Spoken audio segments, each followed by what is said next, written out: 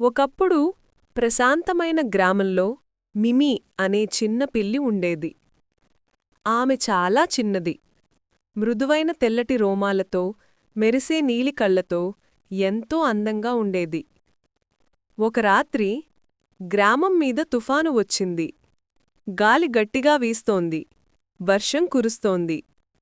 అందరూ తమ ఇళ్లల్లోకి పరుగెత్తి దాగిపోయారు. అప్పుడు మిమీ చెవుల్లో ఒక చిన్న మ్యావ్ అనే శబ్దం వినిపించింది. ఆ శబ్దం దగ్గరలో పడిపోయిన ఒక బుట్ట కింద నుండి వస్తోంది. అది చిన్న పిల్లి అంది. మిమీ ఏమాత్రం భయపడలేదు. వర్షం కురుస్తున్నా, గాలి వీస్తున్నా ఆమె పరుగెత్తి ఆ బుట్ట దగ్గరికి వెళ్ళింది. తన చిన్న పంజాలతో బుట్టను నెట్టింది, మరలా నెట్టింది. చివరకు బుట్ట కదిలి చిన్నపిల్లి బయటకు వచ్చింది. మరుసటి ఉదయం సూర్యుడు ఉదయించగా గ్రామస్థులు ఇద్దరు పిల్లులు కౌగిలించుకుని నిద్రిస్తున్నట్లు చూశారు. వాళ్లు సురక్షితంగా, సంతోషంగా ఉన్నారు. అందరూ ఆశ్చర్యంతో చెప్పారు, మిమీ నిజంగా ధైర్యవంతమైన పిల్లి.